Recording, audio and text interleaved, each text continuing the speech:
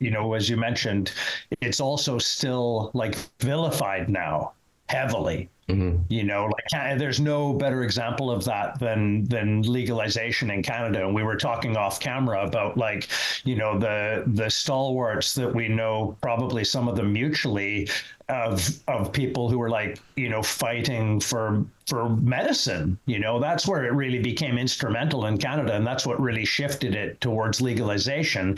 But when I say legalization, it reminds me like the people who were most switched on with it. And again, unfortunately, as we mentioned, I'm thinking of people who are now deceased, unfortunately, kept the dream alive with like Rick Simpson tears for literally, kicking cancer into remission for like 2 decades when they were told in November that they'd be dead by Christmas, like 15 years before that. Just madness, like people fought, and they were the ones that most knew, and something that I don't think even people in Canada think about that much. But I tell people, if they have the time to be curious and to lend an ear, is that the vast majority of us in Canada, when it went for legalization, and what was it? I think it was June 17th, 2017. By the time it started getting close to that date, any of us who were like really, sort of in the movement and early on, campaigning for it, which I can take you through the stages of that as well that were interesting. But like anybody who was a tiny bit switched on, as it got closer and closer and closer, as it was near the date, and the sort of invisible bars and the legislation data was becoming more real, and the information of what was coming, the juggernaut that was coming, was starting to manifest, that anybody I knew at that point who was switched on would just like, no, no, no, there's like, no, we don't want legalization. We want decriminalization. Just like, and those voices, of course, were just being, they're falling off the back of pickup trucks and into the woods and out of airplanes and off of the skids of helicopters. And what did that guy say? Anyway, we legalize, yeah, legalize. And it's just like, where's that old guy that, just like, yeah. And of course, that's what happened. And, I'm sure better than most, if not like every increment of Canada's legalization process, but like the number of police essentially, involved in the investment of the legalization of the actual the growing the 35 grand that it took to get a permit, of which only, I believe, the first only allowed 10. So you could, 10 permits were given to grow government weed. That in these enormo farms, and of course they were all institutionally dedicated players. There were no grassroots growers or any of the fringe players, essentially, who everybody continued to buy their weed from because they grew the best weed anyway. But none of that expertise was invested in or in any way, taken advantage of, because of the players involved were so sullied by their previous, politics, essentially. And it's just such a gross, process to watch take place. It's almost as evil as you can get, including to the point of, to right now, and including to now where you're seeing similar situations in California where they're going broke, where they're needing government bailouts for their operations because they were so badly positioned to serve the economy that they were purported to be an offshoot of, or like a necessity of. It's so grim. It's utterly like to think. I don't know if I even told you that just prior to the nonsense that we talked about before we were taping the the most recent deceptions and BS, the criminality of the last 3-4 years. Myself and a comedian named Sean Collins went over to do a stand-up and dispensary tour, Simpa, in British Columbia. Very nice. Nice if you can get it, and so we and we went, and did like 3 weeks, 2 weeks of shows in 3 weeks, and went around to like, maybe 12, 14 dispensaries along the way. Like everywhere that we had a show, basically we went into 1 or 2 of the dispensaries that they had there, and everything that we'd heard was manifest in front of us. Everything as far as like the corruption of the entire thing, the predictions of the community, as it were. What did people think were going to happen right away? As happened. I think the first dispensary, definitely in British Columbia, but it might have been even across Canada, opened in Kamloops, British Columbia, Loopstown as we called it. And everybody predicted that what was going to happen is that they were going to get a queue around the block, which happened. I think it was several hours, half a kilometer long, whatever. And what did people do? They queued up so that they could buy their first souvenir government weed.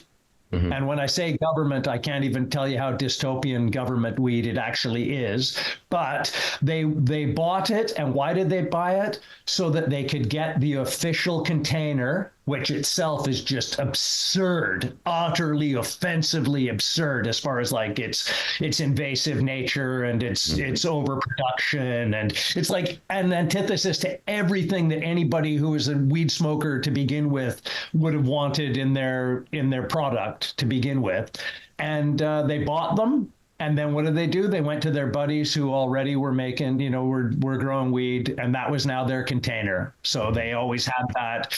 If the pigs pulled them over in future, which they didn't ever stop doing, and again, that was another big problem with making it legal. All of the fines went through the roof. All of the punishments went through the roof. All of the legal difficulties became manifold rather than less, which was ostensibly why they said that they were legalizing to begin with, to try and take away the backlogs in the court. So all of that was like a fiction entirely, and all that people wanted was the container, just so that they could put their old growers' weed in. And that's basically what happened. So they had the queue around the block for the opening day. And then literally, I'm not going to say nobody showed up after that, but pretty much only tourists would have shown up after that to see the operation. And the operation would just again, we went in a half dozen of them, and or a couple of dozen of them, and a dozen-ish of them. And they were just the most official ones. I'll take you through one I go into, and they've got you've probably seen them before. I don't even know how normal they are. I only know my own experience with it. But there'd be like 15, 20 jars with those glass magnifying windows in them. Mm. So you're able to pick up the cube and look at the bud inside it to get a bird's eye view on it. Mm-hmm. And so I went to I'm pretty much, my experience is mid 90s Amsterdam. So if it's not White Widow or AK, I'm kind of you got any, Hubba Bubba or, Maui Wow, you're not I'm asking all I'm like a grandfather in there trying to get my old high back, and so whatever the hell they sold me based on, I just, basically chose an indica and a sativa that had the most off the charts THC level on it, old school. Just I want wheelchair weed, man. I want to get paralytic, man.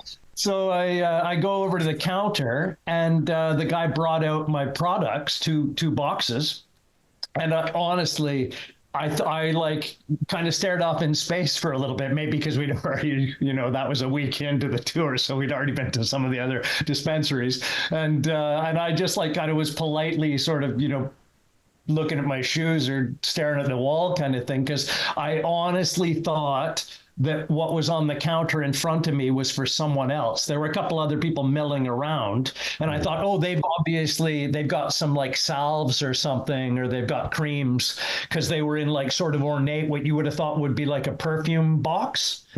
And so the guy's like, hey, here's your gear. And I'm like, sorry.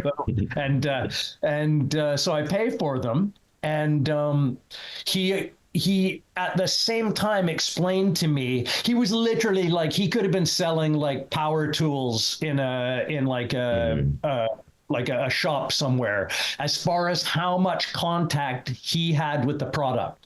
He took us through that. He like basically, showed us that it was just like sealed in the factory, and it, gets taken in a secure vehicle truck to him. He puts it in the secure lockup in the back, and like literally he'll never get near the product. And he quite admitted that to me. I don't even remember what his like previous business was, but it had nothing to do with weed. He's definitely not a weed smoker, had no experience with it. He just saw the profit margin in it, and was able to, clear the security checks to actually get to be a front of house shop.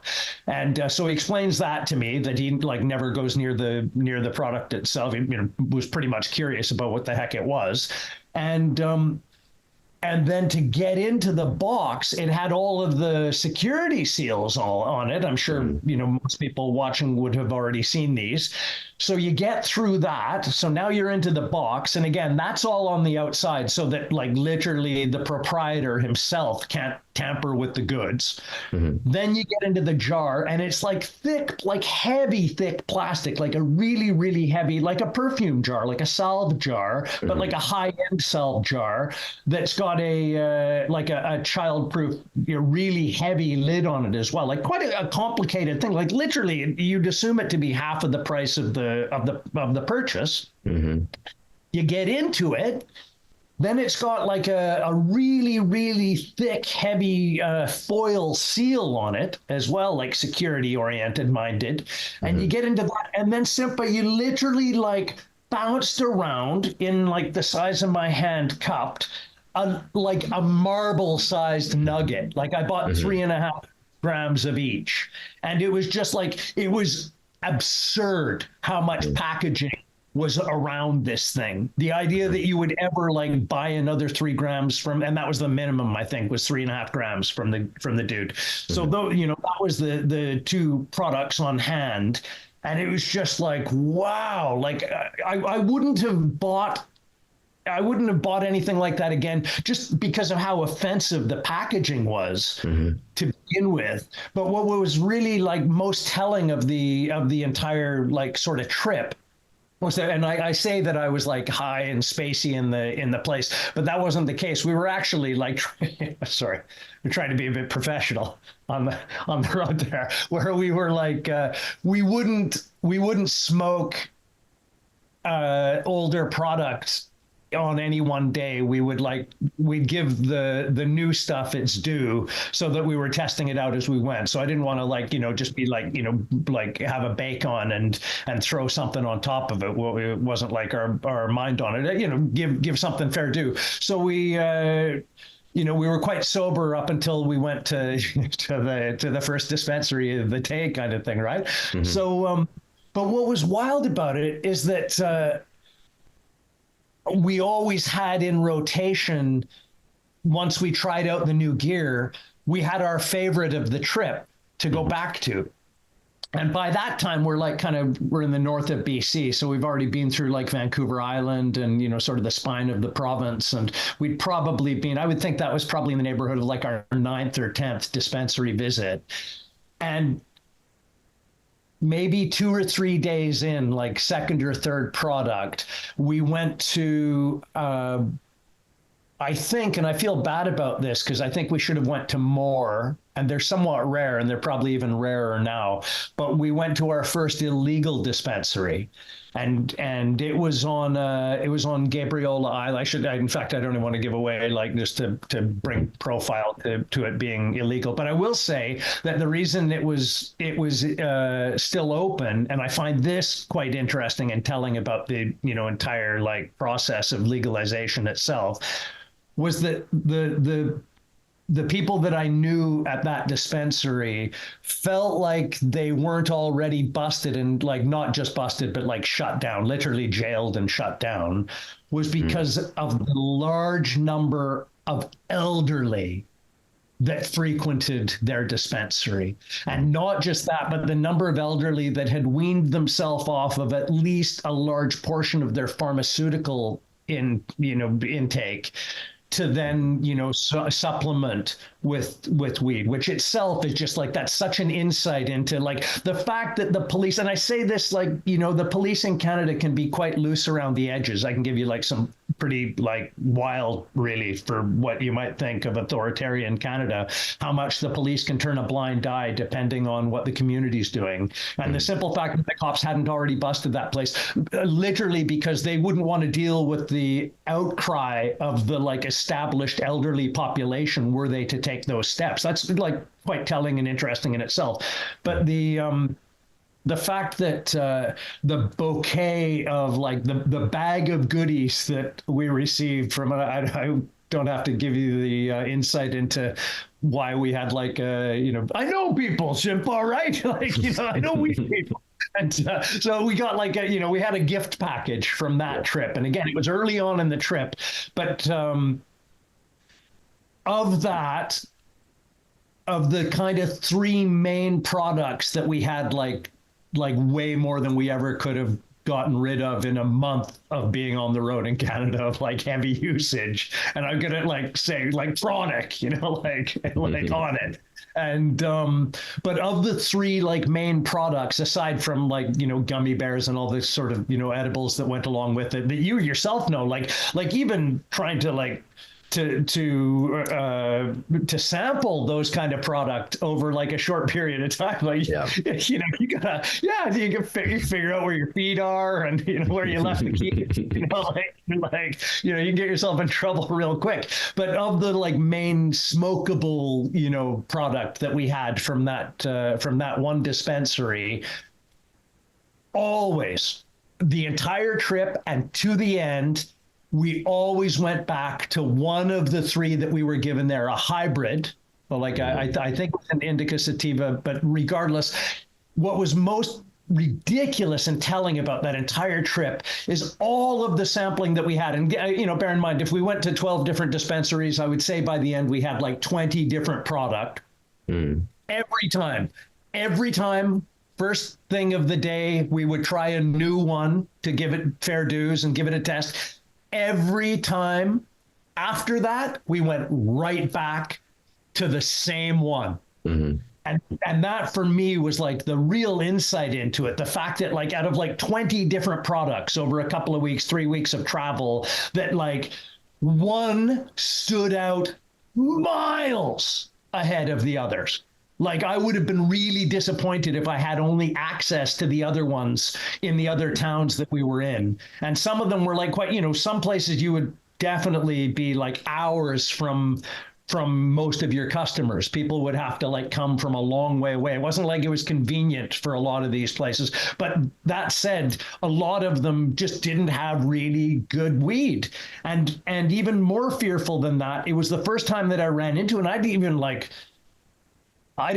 have questioned that it existed before that. Because bear in mind, like, we don't have to like horn toot here, but like, I didn't move to Amsterdam in the mid 90s because I liked dancing, like I wasn't into tulips, like I really, was committed to the convenience of that, environment. And through my entire stay there, and how many randoms, and that, you can even extrapolate it beyond that, like, the UK has always been very saturated, to say the least. It's not a place that you're left wanting. And I've, I think, as I lived not far from Bristol for a good nearly 2 decades of my life. So that's just like in itself, Brits are most of the people I hung out with in Amsterdam were British, for Christ's sake, like it's the first place I ever heard, skin us up, skin us up. I've never heard these expressions before, and build it. That was always one of my favorite. Build it. I never heard like, build it. What the hell? There was such a breakthrough to find people building it. But like only on that recent trip to Canada, again, 2019, had I ever run into like, and it took me like 3 times in a row to confirm it. It's so hard even to say this, but bad weed. Bad weed, like not just not good and not enjoyable, the high, but like where, and again, you're trying to assess it. You've been on the road for like 10, 12 days.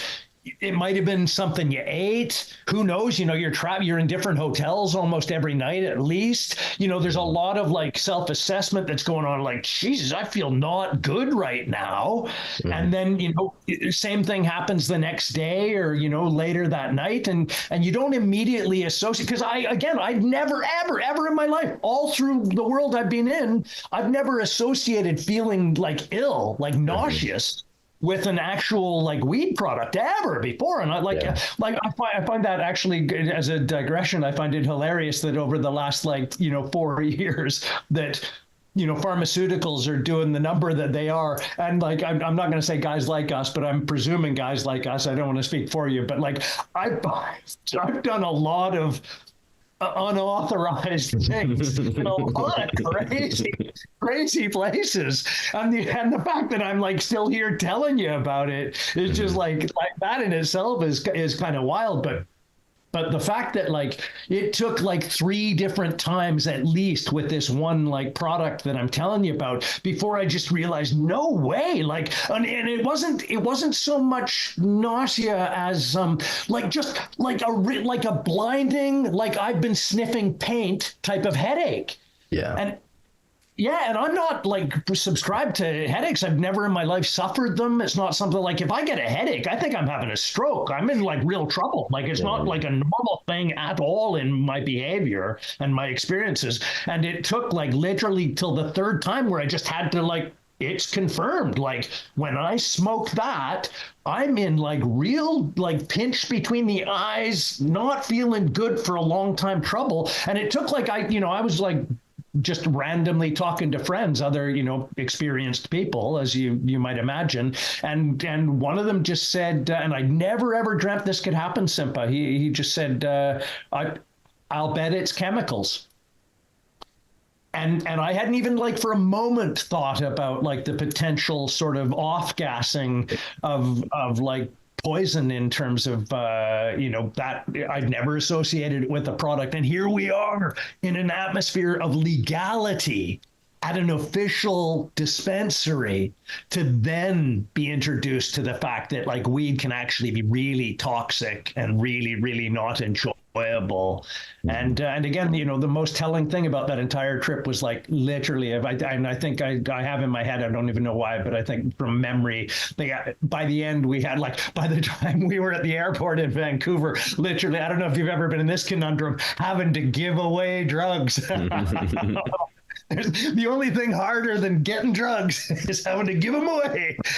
And I've had to do that both in Canada and the States. And when we had that monstrous bag of like all array of goodies, the entire bag, there was only one and there wasn't much of it left, was worth having anything to do with. And I felt that was the saddest thing about that whole trip. I just thought like, wow, we have like nearly 20 different random products and some very much recommended products, that only one of these is worth even going near. And it's just like, that's the game on the field in Canada now. Just hideous.